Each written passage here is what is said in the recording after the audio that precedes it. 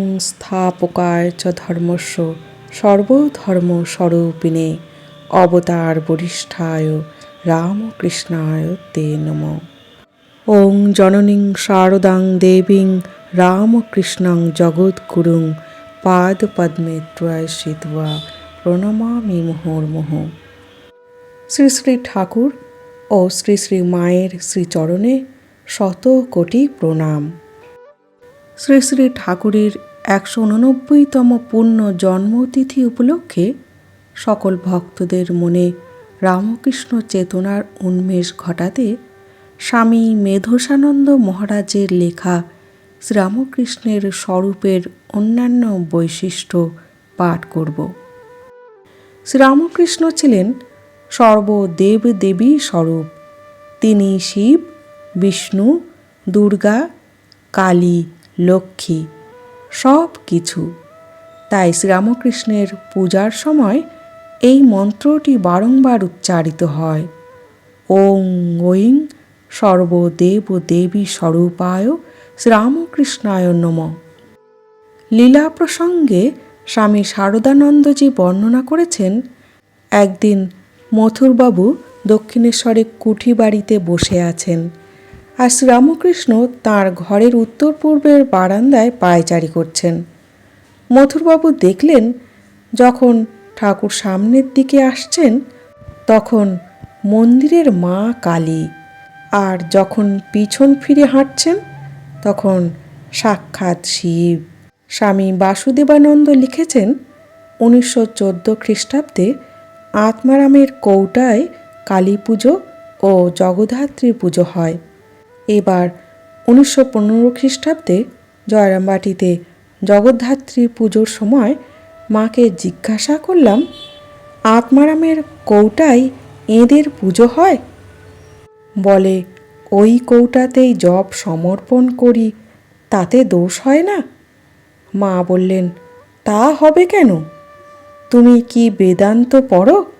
ঠাকুরই মহেশ্বর, ঠাকুরই মহেশ্বরী, শুদ্ধ সত্য যোগ মায়া তাঁর শরীর, তিনি সশক্তিক ব্রহ্ম, শিব ও শক্তি এক। ঠাকুরের অসুখের সময় একদিন দেখলাম মা কালী ঘাড় বেঁকিয়ে রয়েছেন।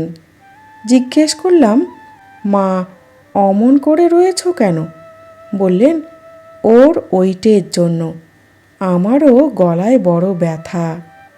শ্রী শ্রী মা এক সময় এও মন্তব্য করেন, তিনি ঠাকুর সর্বদেবময়, তিনি সর্ববীজময়। ঠাকুরের ভিতর সব দেবদেবী আছেন, এমনকি শীতলা মনসা পর্যন্ত। শ্রীরামকৃষ্ণ যেমন ছিলেন সর্বদেবদেবী স্বরূপ, তেমনি আবার সর্ব অবতার স্বরূপ। তিনি স্বয়ং অন্তরঙ্গ ভক্তদের একাধিকবার বলেছিলেন, যিনি পূর্বে রাম ও কৃষ্ণ রূপে আবির্ভূত হয়েছিলেন, তিনি এবার এ দেহে রামকৃষ্ণ রূপে অবতীর্ণ। আবার শ্রীচৈতন্য যীশুখ্রিস্ট ও তিনি এক। শ্রীম জানাচ্ছেন, একদিন তিনি আমাকে বলেছিলেন, ক্রাইস্ট, চৈতন্য আর আমি, এই তিনই এক অবিভাজ্য সত্তা। তরুণ নরেন্দ্রনাথ সে সময় সাধারণ ব্রাহ্ম সমাজে যাতায়াত করছেন এবং ব্রাহ্মদের মতোই তাঁরও প্রতিমা পূজা, গুরুবাদ এবং ঈশ্বরের অবতারত্বে বিশ্বাস নেই। উপরন্তু পাশ্চাত্যের যুক্তিবাদ ও অজ্ঞেয়বাদের দ্বারা তিনি তখন বিশেষভাবে প্রভাবিত। এই পরিপ্রেক্ষিতে শ্রীরামকৃষ্ণের সঙ্গে তাঁর সাক্ষাৎ এবং তাঁর ঘনিষ্ঠ সংস্পর্শে আসা, এর পরিণামে তাঁর এযাবৎ অভিজ্ঞতা ও বিশ্বাসের ভিত্তিতে তীব্র আঘাত লাগলেও শ্রীরামকৃষ্ণের সব বক্তব্য তখনও তিনি মেনে নিতে প্রস্তুত ছিলেন না।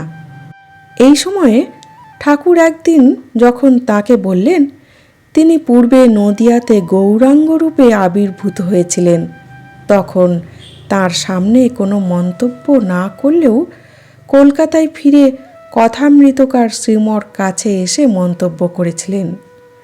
পরমহংস মহাশয় আমায় বললেন, নবদ্বীপে যে গৌরাঙ্গ হয়েছিলেন, আমি সেই গৌরাঙ্গ। আচ্ছা, এ লোকটা কি পাগল হয়েছে নাকি? সেই নরেন্দ্রনাথ ঠাকুরকে আরও কিছুদিন গভীরভাবে দেখার ও জানার পর বন্ধু শরৎ স্বামী শারদানন্দজি ও শশীর স্বামী রামকৃষ্ণানন্দজির কাছে মন্তব্য করেছিলেন, জ্ঞান বলো, মুক্তি বলো, গোড়া রায় যাহাকে যাহা ইচ্ছা তাহাকে তাহাই বিলাইতেছেন। কি অদ্ভুত শক্তি! দক্ষিণেশ্বরের গোড়া রায় সব করিতে পারেন। পূর্ব পূর্ব অবতার শ্রীরামচন্দ্র ও শ্রীকৃষ্ণ এ যুগে শ্রীরামকৃষ্ণ রূপে আবির্ভূত হয়েছেন। সোহং জাত প্রথিত পুরুষ রামকৃষ্ণস্তি দানিম। আরও স্মরণ করা যেতে পারে, সাধনকালে শ্রীরামকৃষ্ণ ভগবান যীশুখ্রিস্ট এবং পয়গম্বর হজরত মোহাম্মদের দিব্য দর্শন লাভ করেন। সুতরাং আমরা যেমন সর্বদেব দেবী জ্ঞানে শ্রীরামকৃষ্ণের প্রণাম মন্ত্র উচ্চারণ করি, ওং ঐং সর্বদেব দেবী স্বরূপায় শ্রীরামকৃষ্ণায় নমঃ, তেমনি তাকে সর্ব অবতার জ্ঞানে এই মন্ত্রেও প্রণাম করা যায়। ওং ঐং সর্ব অবতার স্বরূপায় শ্রীরামকৃষ্ণায় নমঃ।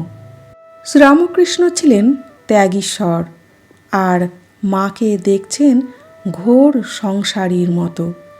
ভাই ভাইপো ভাইজিদের জন্য অস্থির। একদিন গঙ্গার ঘাটে ধ্যান করতে বসে যোগিনমা দেখলেন ঠাকুর সামনে দাঁড়িয়ে বলছেন, দেখো গঙ্গায় কি ভাসছে। যোগিনমা দেখলেন একটি সদ্যজাত শিশু নাড়ি ভুঁড়ি জড়ানো অবস্থায় গঙ্গায় ভেসে যাচ্ছে। ঠাকুর বললেন, গঙ্গা কি কখনো অপবিত্র হয়? না তাকে কিছু স্পর্শ করে? ওকে শ্রীমাকে তেমন জানবে, ওর উপর সন্দেহও এনো না। ওকে একে নিজেকে দেখাইয়া বলিলেন, অভেদ জানবে। সাধারণত দেখা যায় যে কোনো ধর্মের সিদ্ধ পুরুষ কোনো একটি সাধন মার্গ, যেমন জ্ঞান, ভক্তি বা যোগ অবলম্বন করে সাধনায় সিদ্ধি লাভ করেন এবং তাদের ধর্মপ্রচার ও উপাসনায় সেই বিশেষ সাধন মার্গ প্রাধান্য পায়।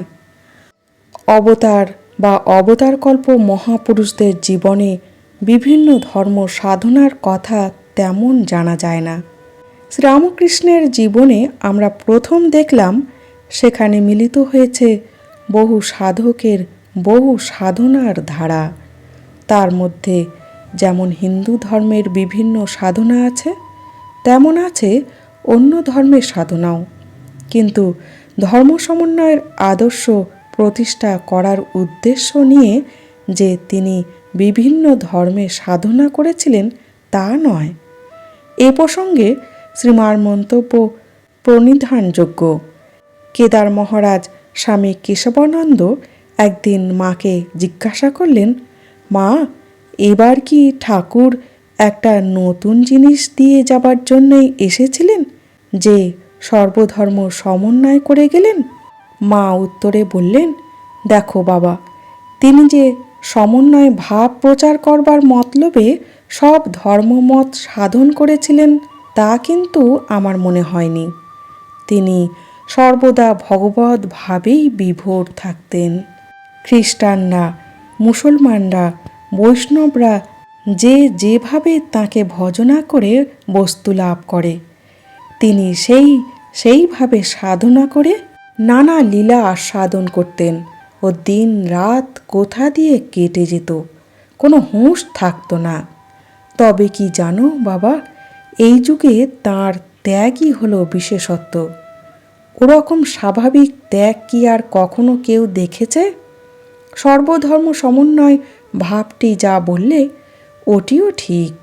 অন্যান্য বারে একটা ভাবকেই বড় করায় অন্য ভাব সব চাপা পড়েছিল। শ্রীরামকৃষ্ণের সাধনার উদ্দেশ্য ছিল মূলত চারটি। এক, বিভিন্ন শাস্ত্র গ্রন্থে যে ঈশ্বরের অস্তিত্বের কথা বলা হয়েছে, সিদ্ধ পুরুষেরা যে ঈশ্বরকে উপলব্ধি করেছেন বলে শোনা যায়, ভক্তেরা যে ভগবানের অস্তিত্বে বিশ্বাস করেন এবং সেই বিশ্বাস অনুযায়ী প্রতিমা পূজা করেন, সেই ঈশ্বর কি কাল্পনিক না তার যথার্থ অস্তিত্ব আছে সে সম্বন্ধে নিঃসন্দিগ্ধ হওয়া। 2. ঈশ্বর উপলব্ধির যে বিভিন্ন সাধন মার্গ আছে সে সম্বন্ধে তার কৌতূহল, অর্থাৎ সেই সব সাধন মার্গের প্রক্রিয়াগুলি কি এবং সেই প্রক্রিয়া অবলম্বন করে ঈশ্বরকে উপলব্ধি করা যায় কি না তা যাচাই করা। 3. এইভাবে বিভিন্ন সাধন মার্গকে অবলম্বন করে যে ঈশ্বরকে উপলব্ধি করা যায় সেই ঈশ্বর কি ভিন্ন ভিন্ন না এক তা পরীক্ষা করা। 4. ঈশ্বরের আনন্দ নানাভাবে সম্ভোগের তীব্র অভিপ্সা। দীর্ঘ 12 বছর তিনি কঠোর ও অবিরাম সাধনা চালিয়ে গিয়েছিলেন। এর পরিণামে তিনি যে সিদ্ধান্তে উপনীত হয়েছিলেন সেগুলি হল: 1. ঈশ্বর আছেন, তিনি সাকার, নিরাকার এবং সাকার নিরাকারেরও পারে। 2. ঈশ্বরকে দেখা যায়, তার সঙ্গে আলাপ করা যায়। 3. সব ধর্মই ঈশ্বর উপলব্ধির এক একটি পথ। 4. বিভিন্ন পথ অবলম্বন করলেও পরিণামে সাধকেরা এক ঈশ্বরকে উপলব্ধি করেন। 5. ঈশ্বর লাভই মানব জীবনের উদ্দেশ্য, কারণ তার ফলে আত্যন্তিক এবং চিরস্থায়ী সুখ, শান্তি ও পরাজ্ঞান লাভ করা যায়। মানুষ জন্ম মৃত্যুর চক্র থেকে মুক্তি লাভ করে পরমানন্দের অধিকারী হয়।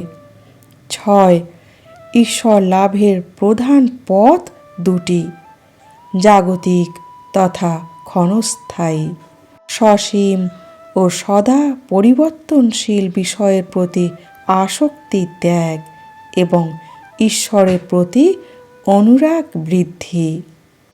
শ্রীরামকৃষ্ণের জীবনে যে বিভিন্ন সাধন মার্গের সমন্বয় দেখা যায় তার একটি প্রধান বৈশিষ্ট্য ছিল তিনি গোঁড়ামি, সংকীর্ণতা বা একঘেয়েমি ভাব একেবারেই পছন্দ করতেন না। তিনি বলতেন, আমি একঘেয়ে কেন হব? আমি 5 রকম করে মাছ খাই, কখনো ঝোলে, কখনো ঝালে অম্বলে, কখনো বা ভাজায়। আমি কখনো পূজা, কখনো জপ, কখনো ধ্যান, কখনো বা তার নাম গুণগান করি, কখনো তার নাম করে নাচি। আরও বলেছেন, আমি সব রকম করেছি, সব পথই মানি, শাক্তদেরও মানি, বৈষ্ণবদেরও মানি, আবার বেদান্তবাদীদেরও মানি। এখানে তাই সব মতের লোক আসে আর সকলেই মনে করে ইনি আমাদেরই মতের লোক। আজকালকার ব্রহ্মজ্ঞানীদেরও মানি। তার সিদ্ধান্ত হলো যে সমন্বয় করেছে সেই লোক, অর্থাৎ সেই মানুষই পূর্ণতা প্রাপ্ত হয়েছে, যার সর্বশ্রেষ্ঠ উদাহরণ ছিলেন শ্রীরামকৃষ্ণ স্বয়ং। শ্রীরামকৃষ্ণ চাইতেন তাঁর শিষ্যদের মধ্যেও যেন গোঁড়ামি বা একঘেয়েমির ভাব না থাকে। তিনি তাদের জীবনকে এমনভাবে গঠিত করেছিলেন যাতে তাদের মধ্যেও ভাব সমন্বয় ঘটে, যাতে তাঁরাও বিভিন্নভাবে ঈশ্বরের আনন্দ সম্ভোগ করতে পারেন। উদাহরণ হিসাবে স্বামীজির কথা উল্লেখ করা যায়। সপ্তর্ষির অন্যতম ঋষি স্বামীজি বাল্যকাল থেকেই ধ্যান সিদ্ধ তথা ধর্মজগতে উচ্চ অধিকারী হলেও দেহ ধারণ করায় প্রাকৃতিক কারণে তার সুপ্ত আধ্যাত্মিক শক্তির পূর্ণ বিকাশ লাভের একটি ক্রম ছিল।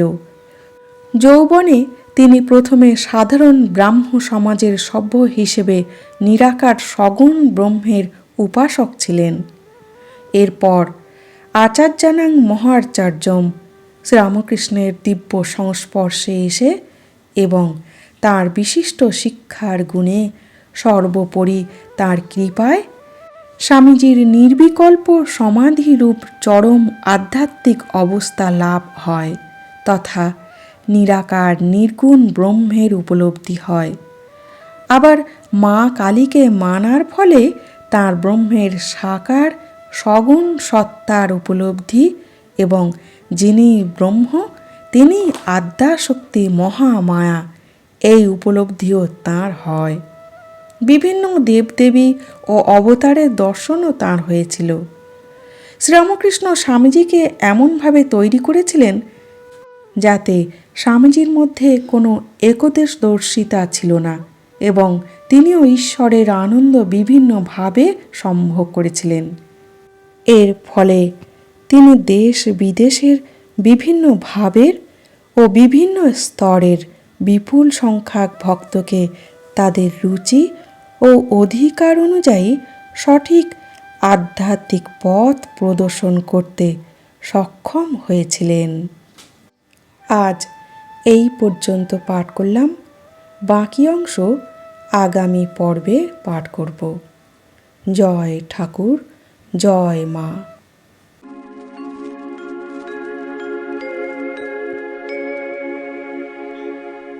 নিরঞ্জনম নিত্যমনন্তরূপম